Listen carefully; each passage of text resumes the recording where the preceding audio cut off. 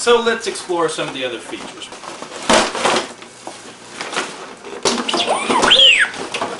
Now I see a little piece of clear plastic here. I don't know exactly what that's from. Hopefully it's not something major.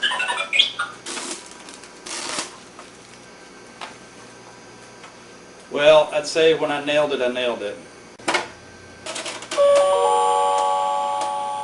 How beautiful. No wheels on the bottom, which I guess is okay since it is primarily a playset kind of a toy. Oh, here's what's broken. Crap. Yep, there's a little crack there on that part. Crap. Maybe that's what that piece of plastic came out of. It comes with an R2 figure. He doesn't... Oh, his head does move. Well, he's perfectly acceptable then. I was actually planning on replacing that R2 with a regular Hasbro figure, but yeah, it looks pretty good. Let's see about IC360. Yep, there he is. Little camera droid from the Senate. Probably for the ride was the first time that was ever built in a full 3 dimensions, as far as I know. And then if we were doing the 3000, that would be where a lot of Greeblies and things were. The R2 was always an open hatch behind R2 then. Now what about the pop-up guns? It says press button for...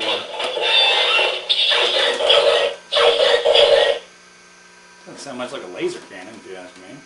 Take out these removable destination screens. Now as you can see, there are actually not enough seats in there.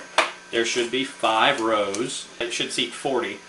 And that's only seating 9. But they had to make some allowances to the fact that they didn't know what action figures you would be putting in there. You might be putting in, ones from the 70s. They couldn't bend at the knees, in other words. They could only move at the pelvis. So let's try the Death Star. I have a bad feeling about this. A hologram of Yoda. May the Force be with you. Pod race. My pod race. I've always wanted to do this. And Hoth, the Battle of Hoth. Hold on to your ticket.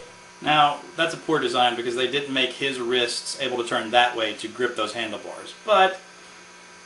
And 3PO, they're very fortunate that he even can bend at the knees, because that was only a very, very recent development in the last couple of years as far as C-3PO action figures.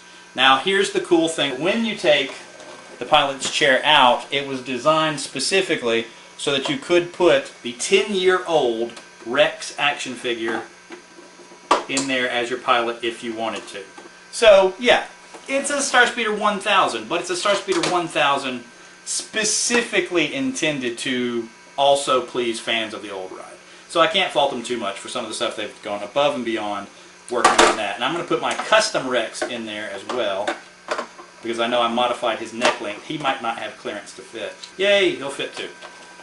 So let's put some passengers in there. First of all, from the set, the boarding party set, this is the Star Tours flight attendant, Star Tours officer, Astro attendant, lots of different names. To me, he's Alex from Imperial Insurance, and that's from the penultimate installment of Yak's Pub by Nick Tom. He literally called this character after me. One of the other characters says, "Don't you work for the Indoor Express?" IndoorExpress.net. And this character looks at the camera and says, "I'm a man of many talents." And then after the strip was over, one more strip later, he sold off a bunch of figures, and I said, I've got to have the one that you named after me. So I had to get him a little Marauder briefcase to go with. So that's Alex. So there's Kank, and let's get Teak out here. And let's see, Reese doesn't really appear in there, but he's part of the set, so I'll put him in there. And Chewbacca, now I did not get Nick Tom's Chewbacca, this is mine. Next to Chewbacca, there were always these two guys. So these are customs that I did a long time ago. 7 people in a ship built for 9. Let's put in Red Leader from the original Star Tours. Now this is a custom action figure that I did of the character played by Steve Galley as a little tribute to Steve. When I interviewed all the ILM people for my magazine article, Steve was the nicest one on the telephone. I absolutely enjoyed talking to him, and I made him a custom Steve Galley figure, and I made one for myself. I found a particular indoor rebel soldier who was bald with a beard. As Steve mentions in the book Industrial Light and Magic Into the Digital Realm by Mark Katavaz, he'd worked in some projects and all his friends had been in cameos. Until then you couldn't have a beard and be bald. So I said, hey guys, the Red Leader guy has a helmet and chin strap, so let me have a chance. There are Disneylands in like 3 corners of the world, so every minute of the day that thing is playing. It was quite a ride. Well, Unfortunately, he's not playing anymore, but he will be forever immortalized as my action figure. And since I'm going to let Rex flat, I might as well make 3PO the last passenger. And there you have it. You've got a grand total of 11 action figures in this vehicle, including the R2 in the socket. Well, 12 if you want to count IC360. So aside from a little crack in the window glass up there, I'm very, very pleased with this toy. Now I know some people that were actually scratch building themselves a studio scale model of the StarSpeeder 3000 down to figuring out what all kind of stuff on the back here, what original model kits those parts were kit bashed from. They were assembling those kits.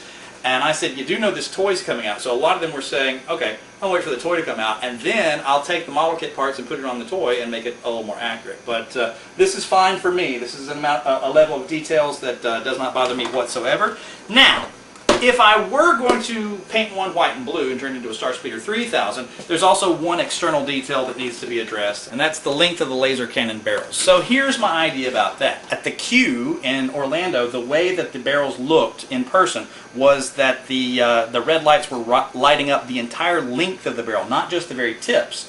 And it needs to be something longer, kind of like this gun right here from Phantom Menace. And as you can see, it lights up red the entire length of the barrel. And it's about the right length, and I don't know how hard it's going to be to kit bash that and get all this and its internal electronics to fit there, but hey, it's worth a shot. And the cool thing was, on the one that didn't work, I took that black hose, and that's what I actually customized around the neck of my custom Rex there. It should be coiled the other direction, but hey, it was already on hand, so I used it. So I've wanted this for 21 years.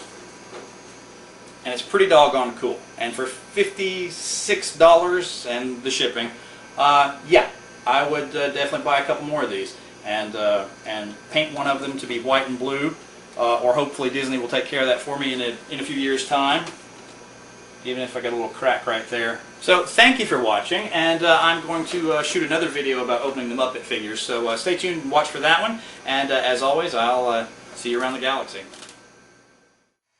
Okay, so I just wanted to add a little postscript here. It is now March the 6th of 2012, and as you can see, there's been some passage of time, and I cannot put on a Disney costume in all good conscience because they do have a rule, or did at one time, about facial hair on the male employees. So I'm not going to put on another Star Tours outfit. But I did want to talk to you a little bit about the StarSpeeder 1000 toy. As you may notice from the fixed headlights here, Lightspeed Auto, no!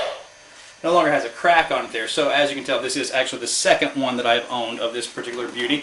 And since I was buying a second one, I figured I might as well buy a third one as well. So there's two of them. And one of these two is going to be repainted into the white and blue classic design for the StarSpeeder 3000. And the broken one, you may ask what's become of it. Well, I've boxed it back up and it's going to a new home. So here's the one with the crack in the headlights there. And I'm just about to take this one and stick it in the mail, and it goes to its new location. So sad that I couldn't keep three of them, but two of them was kind of pushing it anyway. So briefly, I was the owner of three of these. After today, I will only be the owner of two of them, and one of those will be repainted. And also notice that I've still got all three boxes with me at the moment. So here you've got the one that's the launch collection from 2011, and then the other two were actually purchased in 2012. Another difference is there's a pane of plastic on the two from 2012 and no pane of plastic on the original 2011 version. So now all that remains is to take one of these and see if I can disassemble it and start spray painting it white, and then create some masks and do the blue details and whatever else needs to be done to make a classic StarSpeeder 3000 out of the toy of the StarSpeeder 1000 that I waited 20-something years to finally own. I know it's been kind of a long video for you to have to watch, and I apologize for that. But stay tuned in the future and you'll see me customizing one of these into a white and blue StarSpeeder 3000.